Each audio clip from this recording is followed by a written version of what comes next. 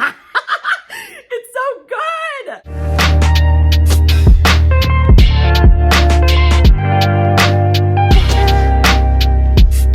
Hold on, I gotta find it. I can't get over it. Just seeing their names on this page has me, I'm gonna lose my mind. Hi friends, welcome back. Oh, do I have something for you today? Oh, I was recommended a series a while ago. And then I finally decided to get the audiobook and do my immersive reading, which if you don't know, immersive reading is reading physically and listening to the audiobook at the same time. Like it's a full experience. Like you're immersed. And the first time I listened to it, I thought, oh, yeah, I don't think we have the bandwidth to be this attached right now. Put it on pause. And then I put it on pause for maybe like a couple of weeks, maybe over a month. What an asshole. And then I finished Kingdom of Ash and I told myself, you have the bandwidth, you have the mental capacity. You need things to distract you. You are on the verge of absolute grief and misery. Give yourself some happiness. So after finishing the heartbreak of Kingdom of Ash, I said, you know what? We're going to start the Bonds That Tie? The Bonds That Tie series, the first book being Broken Bonds by J Bree. J Bree, Hunty, where have you been all my life? It's so unfortunate and yet fortunate at the same time because I have so many authors that I keep telling myself I'm going to make it through their entire publication in 2025. And I know for a damn fact that that's not going to happen. I need to make a chart of approved authors at this point. I'm never going to make it through. But okay, back to the Bonds That Tie series. So I started reading this on Thursday. Yeah, I devoured that book. So then, 3 a.m. rolls around and I tell myself, man, you stayed up late. You got a work day tomorrow. Let's go to bed. You can start the next one tomorrow. The joke was on me. I am fool. Fool I am. Because I downloaded it. Listen, I had every intention of going to bed. I downloaded the book and I told myself, you're just downloading it, queuing it up for tomorrow. No. Also, I didn't have any Audible credits. So what did I do? I bought 5 Audible credits because I knew I was going to need every Audible available for this. Who is the narrator? Let me go look real quick because the narrator is so freaking good. The girl narrator specifically, the woman, that's what's really doing it for me. Her voice is so good and is exactly what I picture as Oleander. I'll give you a synopsis of what the book's even about in just a second. I got to get this off my chest first. So it's narrated by Cassie Hollowell. Yeah. Wow. Yeah. That's really doing it for me. But I haven't got to the meat and potatoes of things, So I will also say, back in October when I got back out of my reading slump, I read the Devil's Night series. The Devil's Night series consumed every fiber of my being. I read all 6 books, all the audios. I was living and breathing Devil's Night series for the entire month of October. That was everything that consumed my brain. This series, yeah, it's happening again. I truly feel that it is pulsing through my veins, and I'm only a book and not even a half in. Oh my God, it's so good. Okay, so basically the premise. I'll read you the official premise first, and then I'll give you my premise next because... Okay, so Broken Bonds is book 1 in the Bonds That Tie series. It has a 4.14 rating on Goodreads right now. The genre is fantasy, reverse harem, romance, paranormal, romantasy, paranormal romance, magic, dark. Those are all of the genres listed on Goodreads at least. Okay, hold on, let me focus. After the death of my mother and her bonded, I was relieved to find my own bonds. I was sure everything would be okay if I had them. It wasn't. The fate of our people is in my hands, and I know we're better off if I'm alone. After 5 years on the run, I'm caught and dragged back to face the men I ran away from. I thought I was doing the right thing. Now, I'm not so sure. North, Knox, Griffin, Atlas, and Gabe may never forgive me, but one thing's for sure. I won't ever forgive myself. I can't.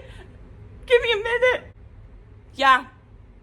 Inject this straight into my veins, straight to my core. So let me tell you what the premise in my mind is. So you have your FMC, whose name is Oleander Fallows. She goes by Ollie. The boys call her Fallows when they're kind of mad at her. And then you've got her bonds, which are just she's the central bond. So it's all around her, aka reverse harem. It's all around her, and all of the boys are bonded to her. Sorry, not bonded, just bonds. I don't know if you can be bonded with all of them or only one of them. We're getting away from the point. She refused to be bonded to any of her 5. She doesn't even want the bonds, and she refuses, and they are all getting so mad. So when she was younger, this is not a spoiler. This is a very spoiler-free discussion we're having. These are all facts, okay? You could find these in the actual synopsis. So her parents have a car accident and she runs away from her bonds. And they track her down and they bring her back dragging. They're dragging her back. They are like, yeah, you're coming home. Now it's her trying to navigate her relationship with all 5 of these boys. One of them lives on the other side of the country. Atlas?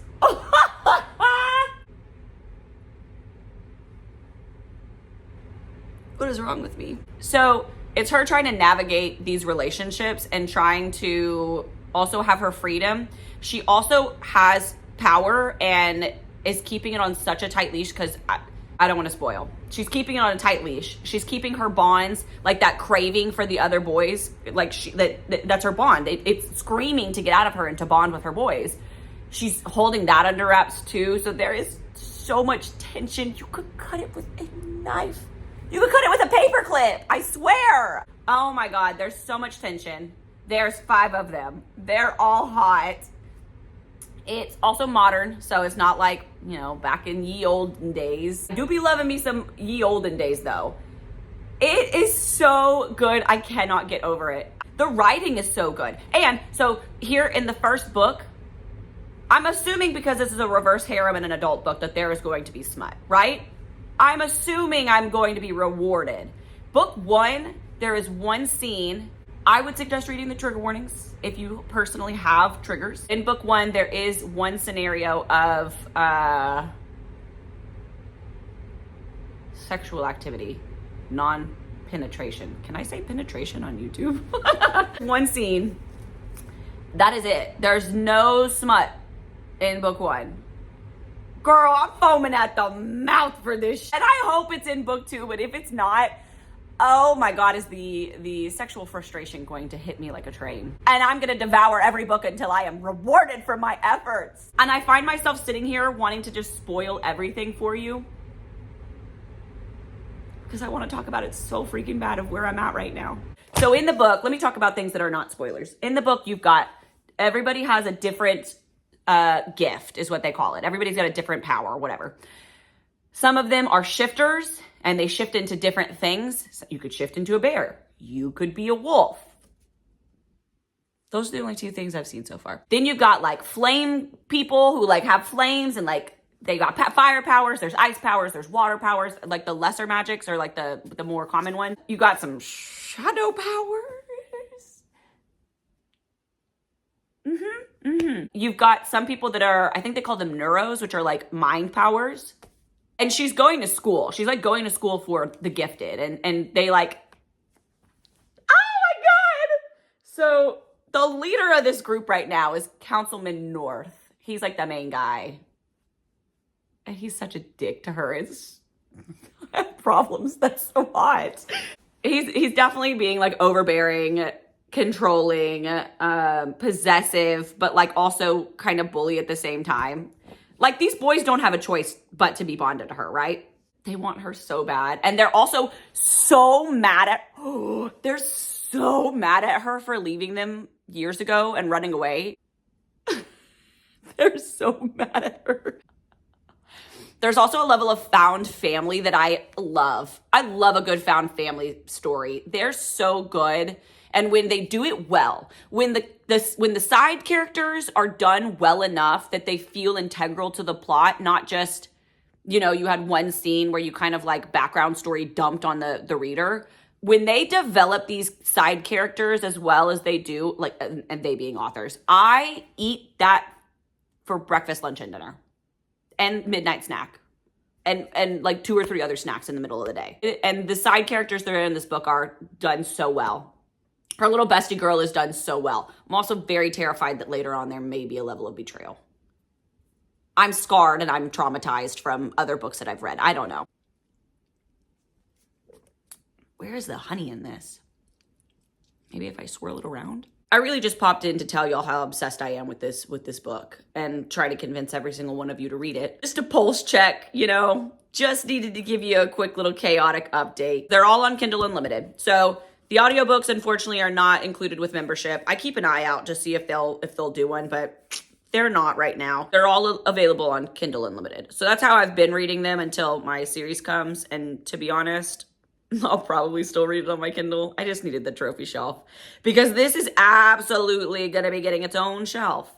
Oh my God, I cannot get over how good this book is. It's written so well. I want to spoil things so bad. If you have read this series, you can stay and watch. If you have not read this series, check the little timestamps that I'll do at the bottom and you can jump forward.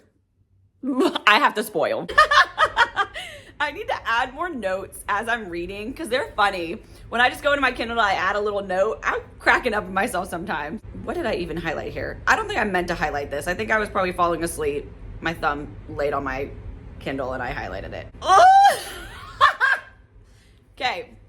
Again, this is the spoiler section. If you don't want to be spoiled about this book or you want to experience it on your own, hang tight, fast forward. If you are cool with spoilers and you've already read this, let's bond over it. Okay, if I had to rank the boys right now based off my experience from the first book, I would say, oh, damn, that's hard. Let me give you a little bit of context to Oleander and her kind of character, and then I'll give you context to the 5 bonds. Can you imagine being bonded to 5 hot men?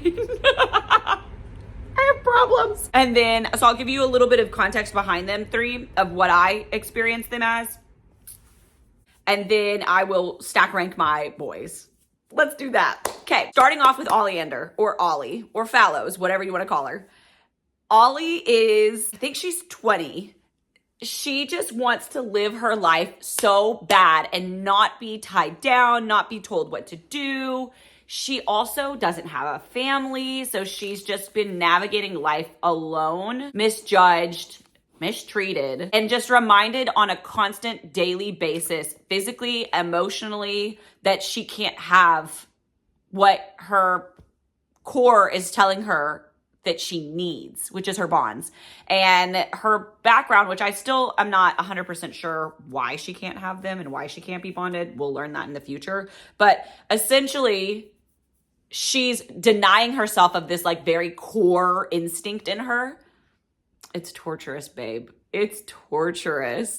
So she runs away when she was younger, runs away from her bond, but doesn't necessarily run away. The resistance takes her, right? Right? That complexity right there is so good. So she's running away from the resistance, not necessarily her bonds, but she knows that she can't have her bonds based on like the backstory that we're still exploring, right?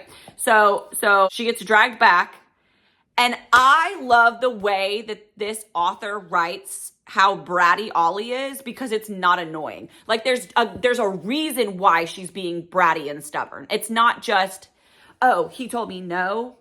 I'm going to teach him a lesson. And this is whiny the whole time. You know what I mean? That is so annoying. And it really turns me off whenever you experience it. Is this way that it's written, there's like a justifiable reason why she can't.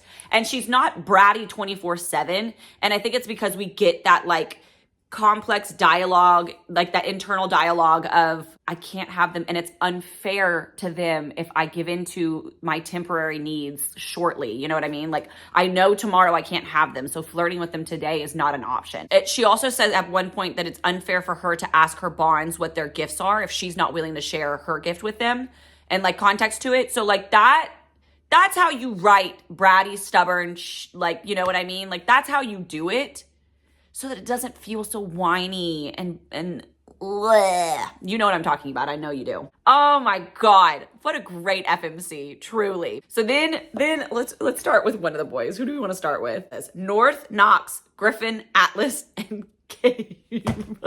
North is basically head honcho of the group. Unofficial, right? North is a councilman on couldn't tell you what the council is, but the council for the gifted, basically. He's a councilman, so he's super professional, super polished, cares what people think and what they see and what they, his reputation. He gets mad when his rules are not followed or met. He microchipped her. He microchipped her so he could keep tabs on her and make sure that she was in line with her curfew. Make sure that she was where she needed to be at the time she said she was going to be, within the perimeter that he allowed her.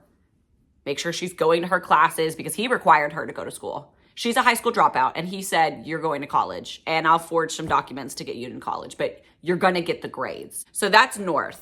Very controlling, very possessive, very hot. Of all business. And I just know when he, let me collect myself. I just know that when he finally lets loose. Yeah. Mm-hmm. Yeah. Yeah. Yeah. Moving on to Knox. Knox is complex. Oh, is there depth to this one, honey? There is so much depth, I can't see the bottom. Knox is North's brother, so it's North and Knox. North is the older brother, Knox is the younger brother. Knox and North have the same dad because their dad was the central bond, but they have different mothers. And so the mothers, I don't know how many mothers there were. I don't know how many bonds that their dad had, but they have different moms from different bonds, but the same dad because he was the central bond.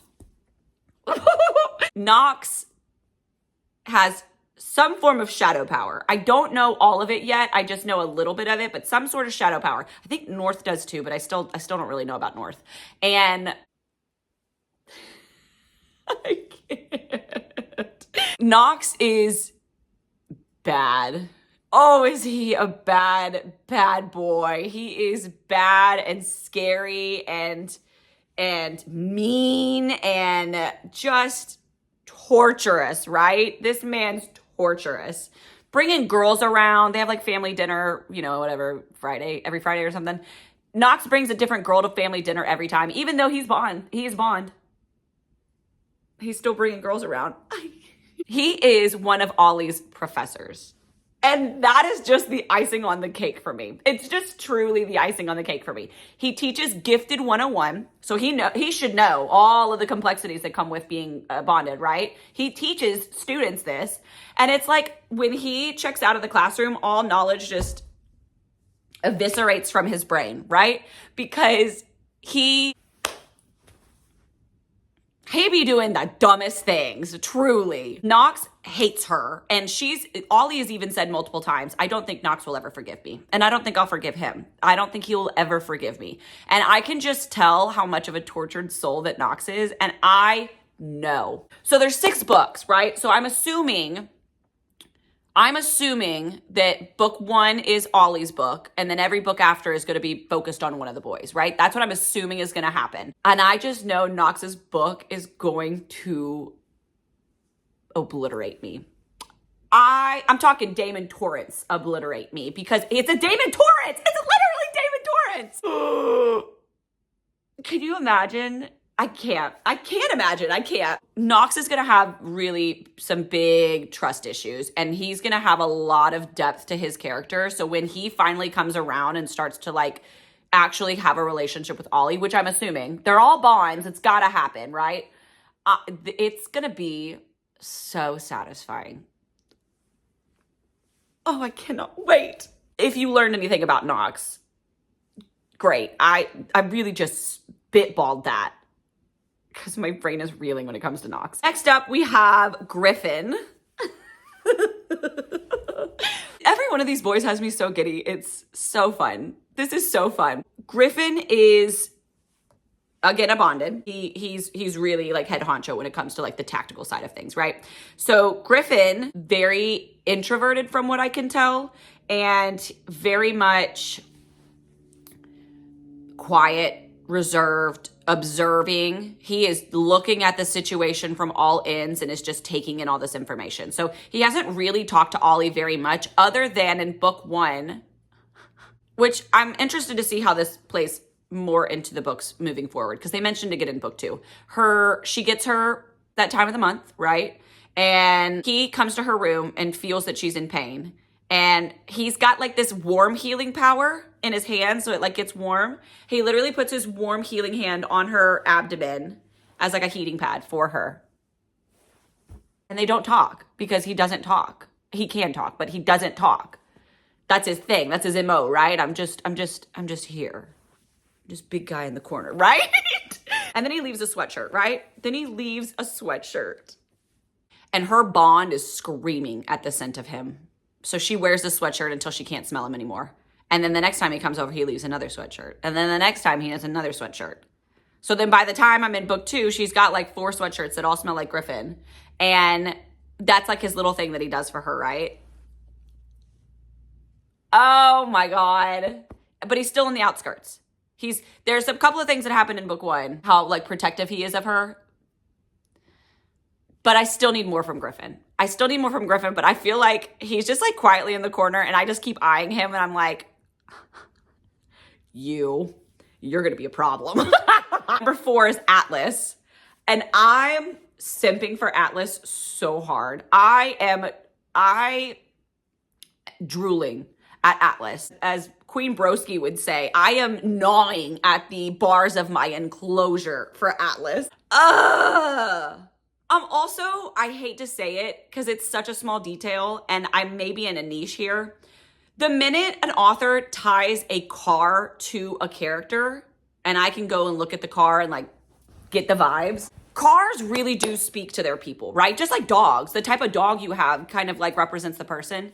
So my niche girlies that get it, right? Atlas drives a Dodge Challenger Hellcat. And this just screams BDE to me. And I love that. I eat that up so fast. Atlas is the one Bond that's on the other side of the country. He's on like the East Coast, I think. He's in like Philly. And his family is like very, very prominent on the East Coast. I think they're a part of a council, to be honest. He starts texting her when she gets added to the group, right? When they go and bring her back and she's at school. So he starts texting her and they have a relationship over text, which is very safe for her because she's like, you're on the other side. That's safe. I can't hurt you. You're safe over there. You're away from me, but I can have this relationship. So they have a very nice like backstory where he immediately just was relieved that she was found. Immediately was just there in support. Immediately was enamored with her. Immediately started to make it well known. You are my Bond. I am your Bond. And I want this. And I want you to want this. And I want to put the work in so that we can have this. I want to get to know each other. I want to be there for you. He's sending flowers and teddy bears from across the country. He bought her a phone so that they could text freely because North is literally, the phone North gave her is tapped, so he's reading everything, right? So Atlas bought her a phone so that they could talk freely. He is just like that typical soft for her. Atlas's power is interesting. The only thing that I've gotten from his power is that he's like indestructible and like super strong. I don't really know what that means or like what he does, but for her power, that's convenient, right? And Atlas is it's so aggressive. Atlas is allowed to sleep in bed with her. Nobody else. And they're not cuddling or anything. All they've done is hold hands, but he holds her hand in public. The fact that I'm giddy over hand holding, please. His intentions are very forward and he's making it known. When you're ready for me, I'm here. Take what you need from me. I'm giving you everything. It's so good. Last up is Gabe. Ooh, and I like Gabe. Gabe is almost too safe of an option for me right now, though, which is toxic. Sorry. Gabe is almost too safe of an option for me. He feels kind of vanilla, which is not bad. It's just not my choice of flavor.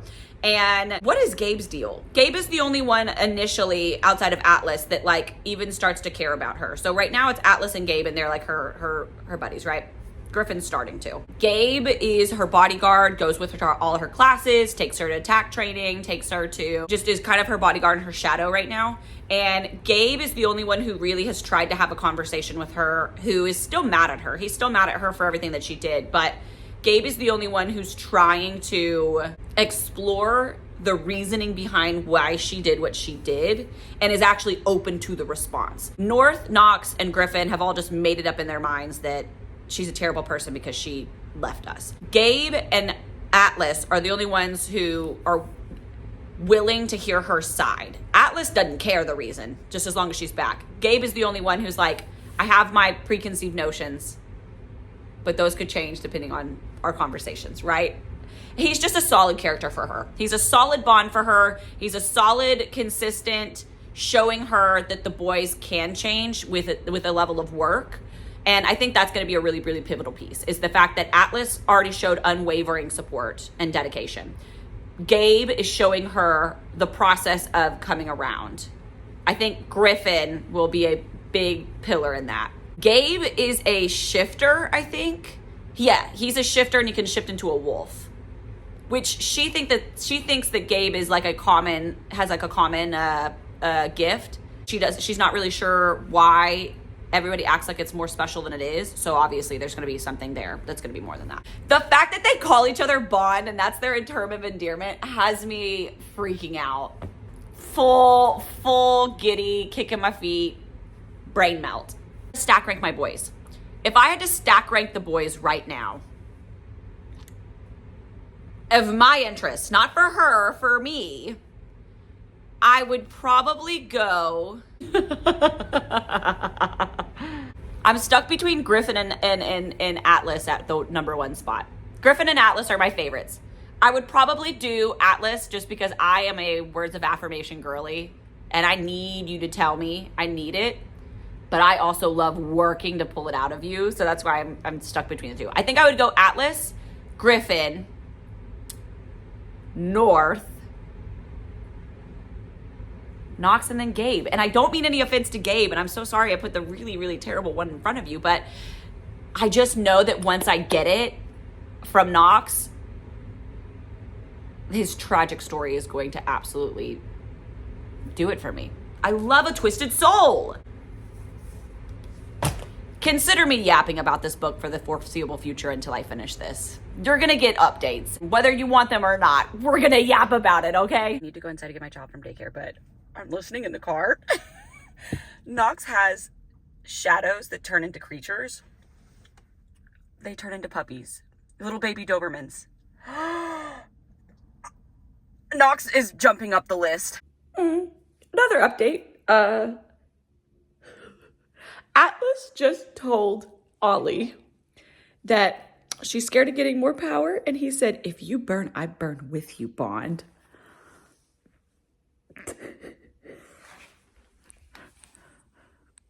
I'm squatting in the kitchen. Griffin is not a healer. Griffin is a neuro, and he can manipulate the mind into not feeling pain.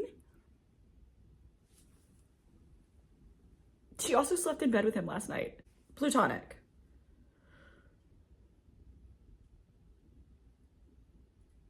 Griffin's up there. Griffin's up there. So that's the bonds that tie, and that's where I'm at right now. I don't really have much else for you other than I just needed to yap about how crazy bonkers good this book is. If you are interested in reading it, the very first book in the series is The Broken Bonds by J Bree. And then it is a part of the Bonds That Tie series. There are 6 books in the series. Book 1 is only like 300 pages, so it's fast. The order goes Broken Bonds, Savage Bonds, Blood Bonds, Forced Bonds, Tragic Bonds, and Unbroken Bonds. So that's what I'm currently reading right now and what I'm consuming at a very scary rate. Scary for everybody else involved, not for me. I'm happy devouring this. So I'll keep you updated. I'll pop back in and give you a quick little, hey, proof of life. I'm still here. I'm just consuming. As always, thank you for hanging out with me. Thanks for listening to my antics and my chaos. Thanks for just letting me talk to a wall. If you've read this series, please comment below and tell me your order of the boys. Give me your stack rank of the boys. Tell me out of the 5 your order. 1 being your number 1. And yeah, I'm eating it up. I'm devouring it. This one was basically just a FaceTime with your bestie, so now you turn off. So I hope you enjoyed. Like, subscribe, comment. Let me know your thoughts, and I'll see you in the next one.